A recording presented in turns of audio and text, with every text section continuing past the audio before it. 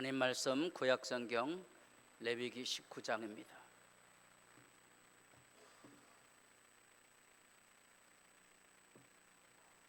레위기 19장 29절입니다.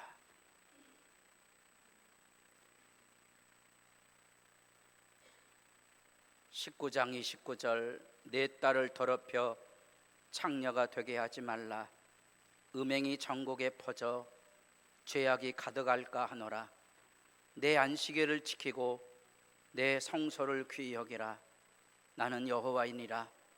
너희는 신접한 자와 박수를 믿지 말며 그들을 추정하여 스스로 더럽히지 말라.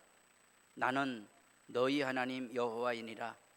너는 셋머리 앞에서 일어서고 노인의 얼굴을 공경하며 내 하나님을 경외하라. 나는 여호와이니라. 아멘.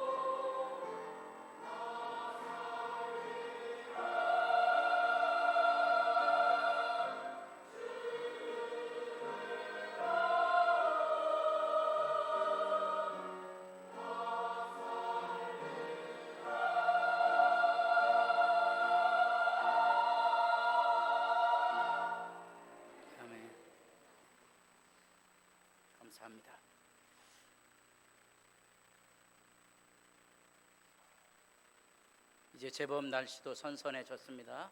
예. 옆에 있는 분들하고 인사를 좀 같이 나눠보겠습니다. 행복하게 삽시다. 예.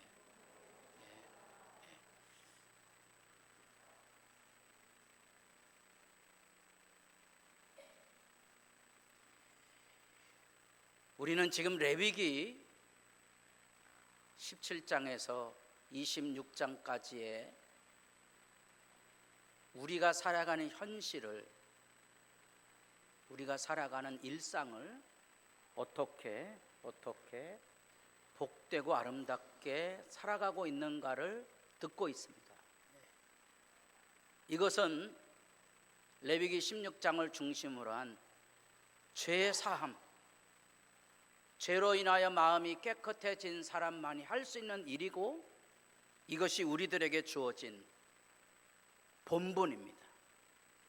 우리는 이 일을 함으로, 이 말씀을 들음으로써 우리는 이 땅에 죄가 지배하고 질병과 고통과 죽음이 있고 사람들의 욕망으로 인하여 지지고 볶는 현실을 감싸 나가며 자기에게 주어진 운명을, 때로는 이해할 수 없는 시련과 고통과 장애와 아픔도 넉넉히 짊어지고, 우리 성가대원들이 찬양했던 것처럼 은혜가 떨어지는 거죠. 은혜가 떨어지는, 누구에게서? 예수님에게서. 바로 그 삶의 이야기를 하는 거예요. 인간이 저지른 죄악의 지배 안에 온 세상은 죽음의 망령, 어둠의 지배가 있는데, 너희는 하나님의 백성으로서 생명을 사랑하고 생명을 존중하는 삶을 살라고 지금 이 하나님의 그 나라의 질서를 지금 설명하고 있다는 겁니다. 그래서 우리가 하나님 앞에 살아가고 있는지를 한 번쯤 이런 규례의 말씀으로 짚어가야 된다는 거예요. 우리에게는 이런 지루한 말씀이 무슨 의미가 있겠는가?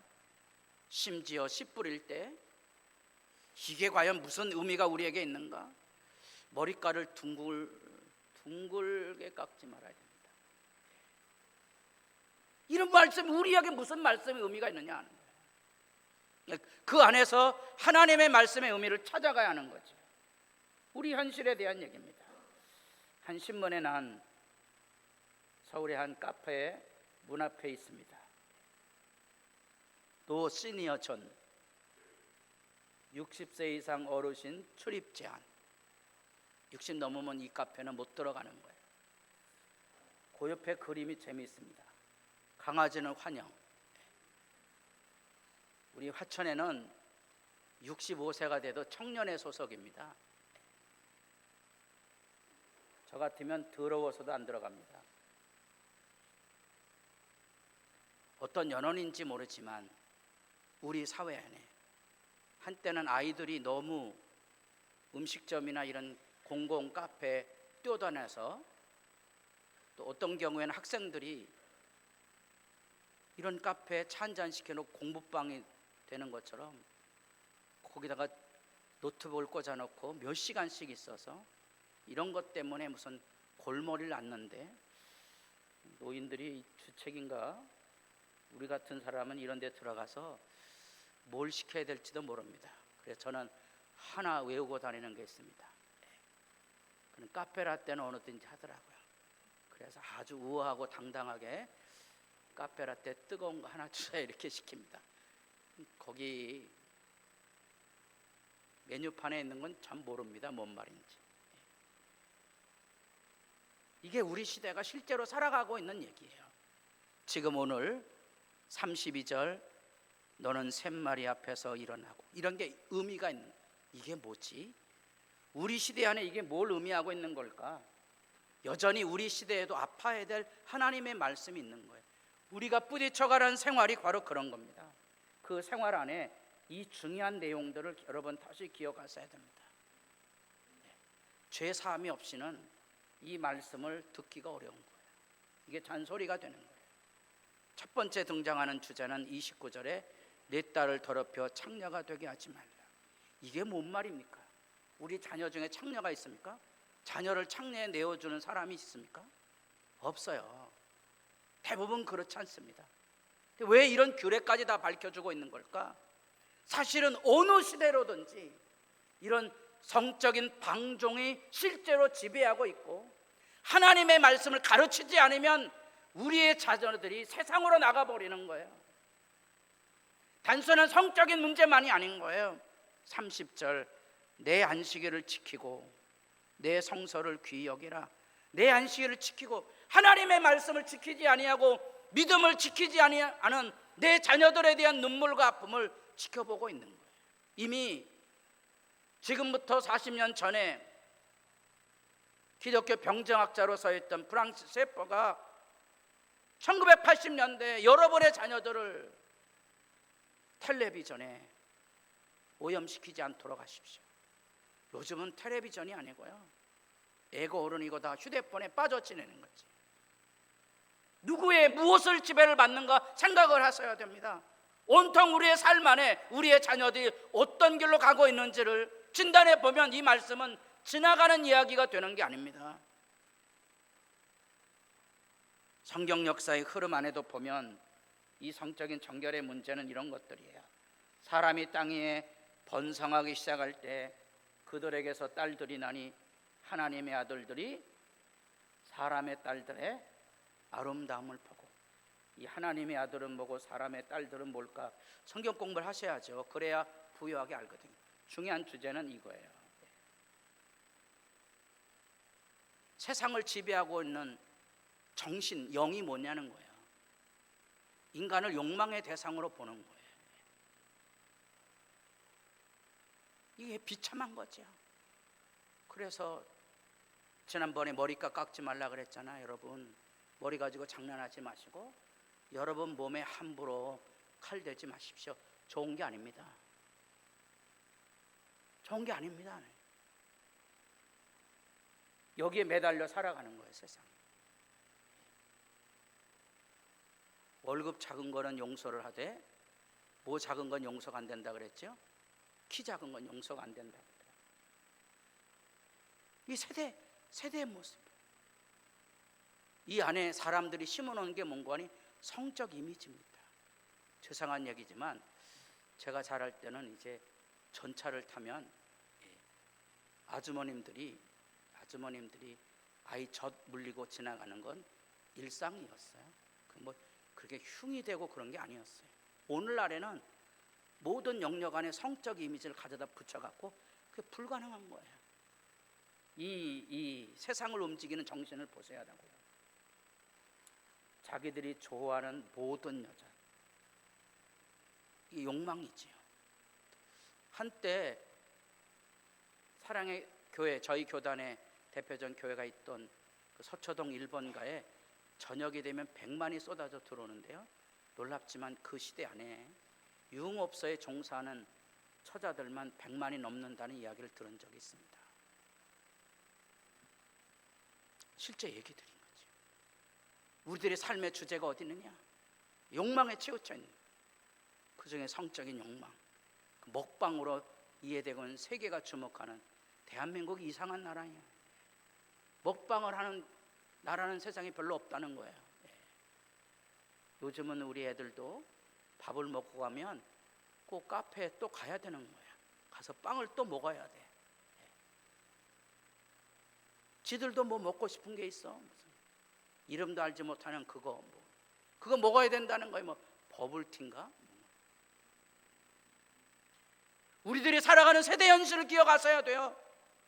저는 그게 나쁘다는 게 아니고, 여러분들이 하나님의 사람으로 행복하게 살아갈 때에 내 믿음과 내 삶과 하나님의 교회가 뭘 해야 되는가를 여러분 아셔야, 내가 하지 말아야 될 것, 내가 물들어가지 말아야 될 것, 내 자녀들을 가르쳐서 세상 풍조에서 자기를 구별해 살아가는 법을 세워갈 수 있다는 말입니다.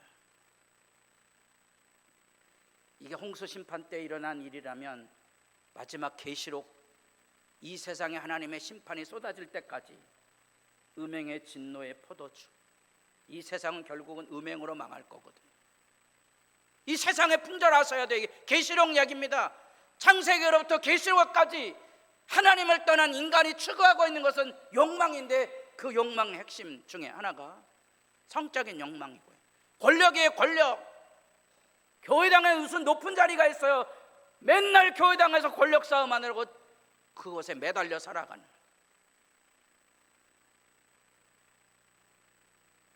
그 다음에 다음 주제에 나오는 돈의 숭배, 목말라 하는 거죠. 또 땅의 왕들이 그와 더불어 음행하였으며 땅의 상인들도 사치의 세력으로 치부하였다. 마지막 세상이 멸망할 때 온 세상은 이 음행으로 가득 차서, 요즘 이제 로마서 1장에 얘기했던 마지막 시대 때 하나님에 대한 거역의 증표, 동성애 문제들이 모든 나라에 합법화되고 있어요. 우리나라도 조금 더 있으면 이 동성애에 대해서 비난하는 설교가 선포되지 못하게 족사가 돼 들어올 거야. 지금이라도 많이 해야 할 필요가 있는 거지. 이렇게 지금 우리가 보기에는 지나가는 얘기, 옛날 얘기처럼 보이지만, 우리하고 상관없는 것처럼 보이지만 하나님의 말씀이 주는 영향력, 그 메아리를 여러분들이 귀담아 들으셔야 돼요. 네 딸을 더럽혀 창녀가 되게 하지 말라. 이 하나님의 말씀 한 가지만 여러분들이 기억할 수 있다면, 하나님 앞에 우리가 어떻게 이 세상을 살아가야 하는지를 주목하며 그 가운데 깨어있게 되는 거지요. 호세아 4장 14절에는 너희 딸들이 음행하며 너희 며느리들이 간음하여도 내가 벌하지 아니하리니 이는 남자들도 창기와 함께 나가며 음부와 함께 희생을 드림이니라. 깨닫지 못하는 백성은 망하리라.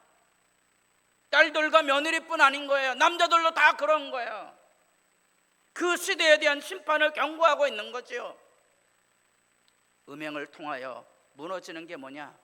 여기 내 안식일을 지키고 예배가 무너지는 거예요. 예배가 무너져요. 거룩함을 잃어버려요. 예배당에 오지만 예배를 드릴 수가 없어요. 세상을 숭배하는데 몸과 마음이 찌들어 있다가 이 예배 시간, 이 한 시간을 못 지키는 거예요. 이게 지루해요. 이게 힘들어요. 이게 지겨운 거예요. 이 예배 시간 안에도 휴대폰을 들여다보고 있어야 돼요. 여러분, 예배하다가 전화 받으러 나가지 마세요. 그런 거 아니에요. 목사님들도 그러시더라고. 아닌데 예배 시간은 그런 거 아니에요. 두 번째 주제는 이전에 또 나왔던 얘기입니다. 점술에 대한 배경입니다. 현대 문화 안에 풍요를 누리다가 사람들이 견디다 못해서 미래 불안 때문에 신들을 위한 자기 미래를 알고자 하기 위하여서 모든 종교 영역 안에 미래를 알고자 하는, 기독교 안에도 예언, 기독교 안에도 축복 기도, 비참한 거죠. 예수 믿는데 어떻게 축복 기도를 받습니까? 축복 기도가 이루어지리라고 생각합니까? 절대로 아닙니다. 예수님이 그러한 적도 없고 선지자들도 그러한 적 없어요. 여러분, 예수 믿으십시오. 예수 믿으면 우리의 아버지가 하나님이세요. 하나님이 하시는 말씀을 들으셔야 돼요. 세상에 도둑질하는 아버지도 자식에게 좋은 것을 줄 줄 안다. 하물며 하나님의 여러분들에게 좋은 거 안 주시겠습니까? 기억하셔야 돼요. 믿음의 싸움을 싸우셔야 돼요. 우리 아버지가 내게 모든 좋은 것으로 도우시고 갚으시고 도와주실 것이다. 아멘. 예수 믿으셔야 돼요. 오늘이 내 인생에서 가장 젊은 시간이고요. 올해가 긴 안목으로 보면 가장 시원한 여름이 될 거라는 거죠. 앞으로 더 더워질 거라는 거예요. 여러분, 지금이 우리에게 주어진 가장 소중한 시간이에요. 하나님 앞에 우리에게 주어진 삶을 기뻐하고 즐거워하며 누릴 수 있는 믿음의 자유가 있어야 돼요. 예속이 되지 마셔야 돼요. 이런 것에 무슨 그 안에 나타나는 예언이나 강신술이나 사주팔자나 운명에 매달리지 마시고, 여러분 그런 생각을 해보세요. 사주팔자 보는 분들이 다 잘 먹고 잘 사는 거야. 지들이나 잘 먹고 잘 살지. 제가 어렸을 때는 육교에서 무슨 세점도 치고 무슨 이게 지금으로 말하면 점수를 행하는데요, 어린 제가 지나가면서 볼 때라도 칠팔자는 잘 고치지, 그 생각이 들더라고요. 여러분, 그거 바꾸고 그러는 거 아니에요. 바꿀 수도 별로 없어요. 그런 거 기대하지 마세요. 제가 예언기도는 33%밖에 효과가 없는 거 제가 경험했다 그랬죠. 여러분, 예언은 중요한 게 아니에요. 내일은 누구의 영역이에요? 하나님의 영역이에요. 내일 염려하지 마세요. 오늘 행복하게 사시면 돼요. 지금 예배 시간에 옆에 사람 얼굴 다시 보시고 행복하게 사십시오. 내가 당신을 위해 기도할 겁니다. 여러분, 염려하지 마세요. 염려하지 마세요. 불안하지 마시고요, 소중히 여기세요. 감사히 여기시고요, 당당하게 사시고요, 자유롭게 사셔야 돼요. 믿음의 진실이 어디 있는가를 살피셔야 돼요. 오늘날의 신자들이 진리를 잃어버리며 방황하고 있는 아픔이 과연 뭐냐는 거예요. 이런 게 슬픈 얘기죠. 왕이 그에게 이르되 두려워하지 말라. 내가 무엇을 보았느냐 하니 여인이 사울에게 이르되 내가 영이 땅에서 올라오는 것을 보았나이다. 사울이 그에게 이르되 그의 모양이 어떠하냐. 이게 지금 사울이 자기 목숨을 건 마지막 전쟁을 앞두고 블레셋과의 싸움에 왕으로 세움받았으니까 싸우면 이길 수 있거든요. 사울이 왕이 돼서 블레셋하고 싸워야 되는데 이걸 안 싸워요. 그냥 마지막에 블레셋에 잡히는 거예요. 그냥 두려우니까 지금 엔돌의 심령술사를 찾아가는 거예요. 모양이 어떠냐. 그가 이르되 한 노인이 올라오는데 그가 겉옷을 입었나이다. 옷을 입고. 퍼뜩 사울이 누굴 생각한 거예요? 사무엘이라고 생각하는 거예요. 이게 뭐예요? 인간의 불안이에요. 사무엘을 보면 어떡할 거예요? 이미 하나님의 말씀을 경외를 여겨서 사무엘이 사울에게서 떠났거든요.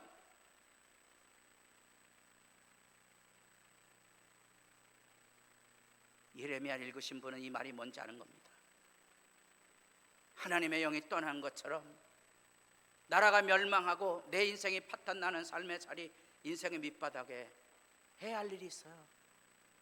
하나님께 회개하고 돌아가는 거예요. 운명을 짊어지는 거예요.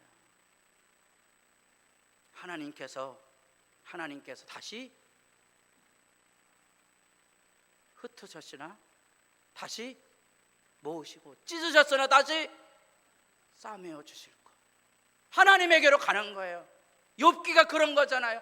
다 잃어버렸잖아요. 찾아갈 곳은 하나님밖에 없는 거예요. 하나님에게 울부짖을 수밖에 없었던 거예요.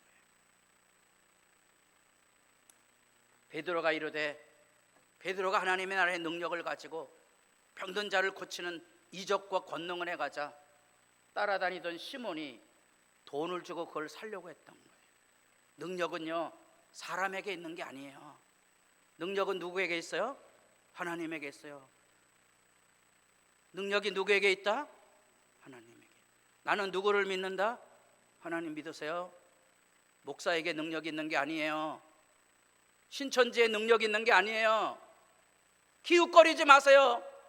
능력은 하나님에게 있고요, 나는 하나님의 아들입니다. 아들, 좋은 것으로 우리 아버지가 나를 지켜줄 것입니다. 제가 뻥치는 얘기하고 그런 거 아니에요. 제 인생에도 아직 좋은 날이 남아있어요. 그래서 아직 죽지 않고 있는 거거든요. 좋은 날이 올 줄로 믿습니다. 여러분 매일의 일상 안에 내일은요, 하나님의 영역 안에 있기 때문에 하나님이 좋은 것으로 예비해 주실 거예요. 이게 당당함이에요. 이게 믿음이에요. 이게 자유함이에요. 행복하게 사셔야 됩니다. 어제 혼사가 있어서 결혼식장에서 이제 목사님들 몇몇 분 만났습니다. 휴가 어디 보냐 했더니 자기 비행기 타고 왔다는 거예요. 누구는 비행기 타고, 누구는 전철 타고 휴가를 보내는데 환승 한번 하려면 엉덩이가 아프도록 뛰어다녀야 되는데, 그리고 웃었어요. 감사한 게 있죠. 따라해 보겠습니다. 내 다리로 예배도 하고 뛰어다닐 때가 행복하다. 행복한. 저는 뭐 부럽지 않아요. 어디 놀러 가는 게 좋아하는 편이 아니니까. 더 놀라운 건요, 이 하천에 있으신 분들은 별로 모르겠지만 서울에 가면 지하철이 공짜라는 거예요. 그러고 보니까 내가 지금 전부 그동안 누리지 못했던, 여기는 좀 하천에 있는 분들은 좀 버스비 지원해 주면 훨씬 좋겠죠. 저를 국회로 보내주시면 제가 다른 데는 안 돼도 하천 분들에게는 그렇잖아요. 왜 서울의 노인들만 이동의 자유를 주니까 여기도 좀 줘야죠. 뭔 말인지 아세요? 우리에게 주어진 삶 안에 하나님의 당당함을 가지고 사십시오.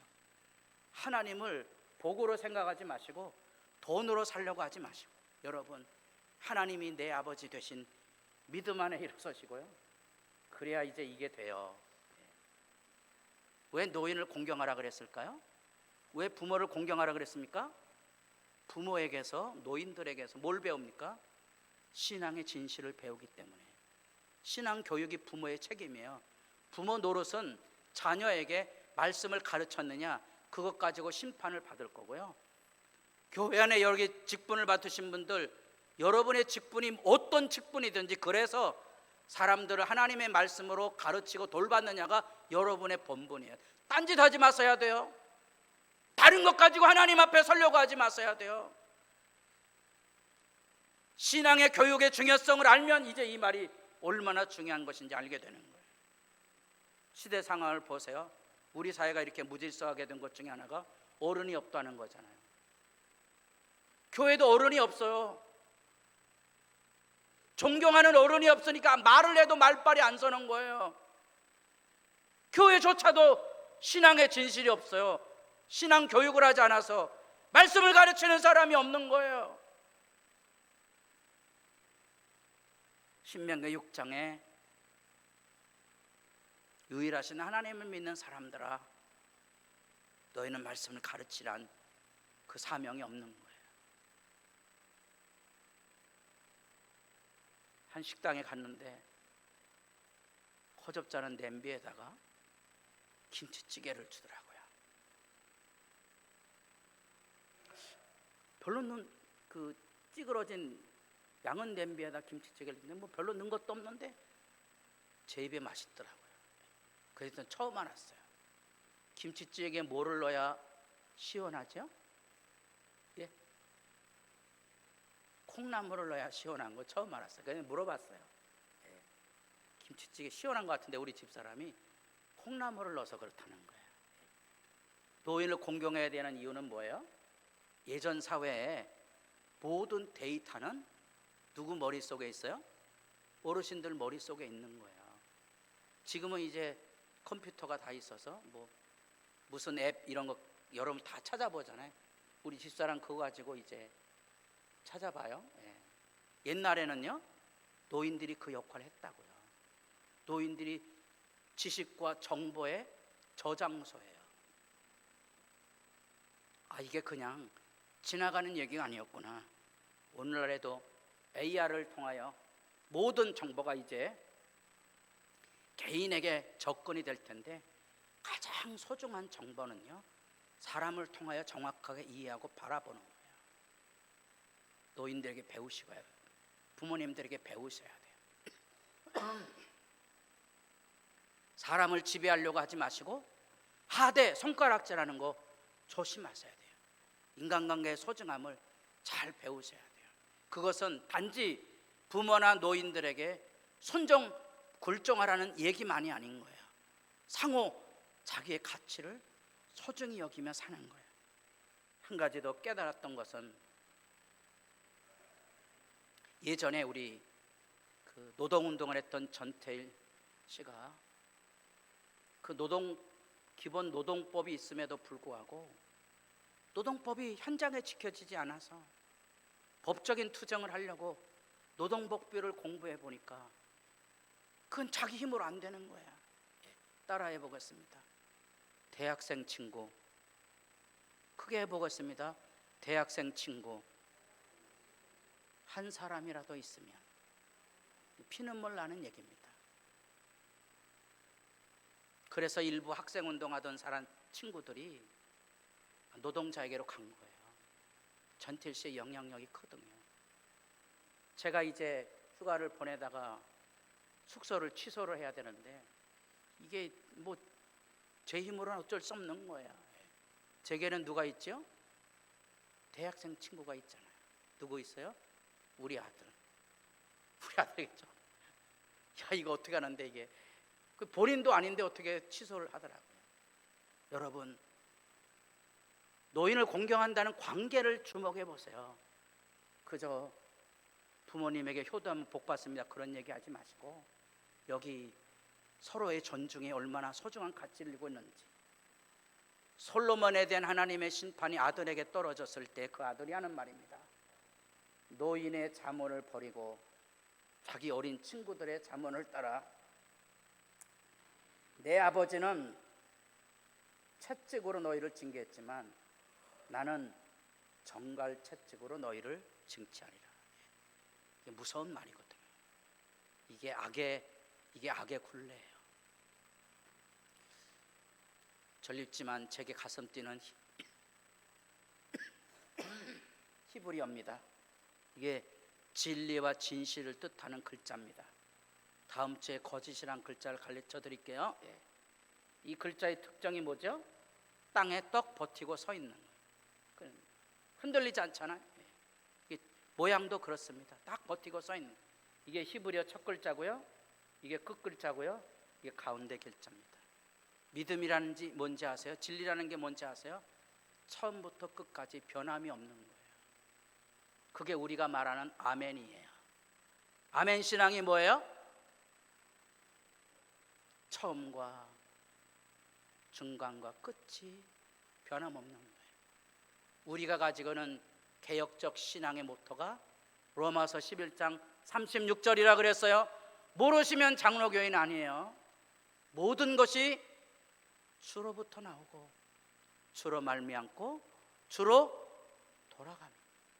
여러분이 처음 믿을 때보다 지금 믿음이 더 아름다워야 진실한 사람이에요.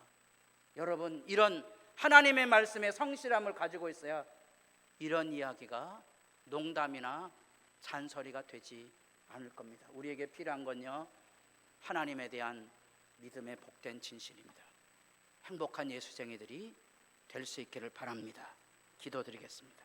아버지 하나님, 아들을 내어주시기까지 우리를 사랑하셨던 십자가의 약속, 그 예수님을 통한 하나님의 말씀이 비록 구약 성경이지만 절절히 우리들에게도 구원이 되게 하시고 희망이 되게 하시며 기쁨이 되게 하시며 복된 길을 열어주는 생명의 진수가 되게 하옵소서.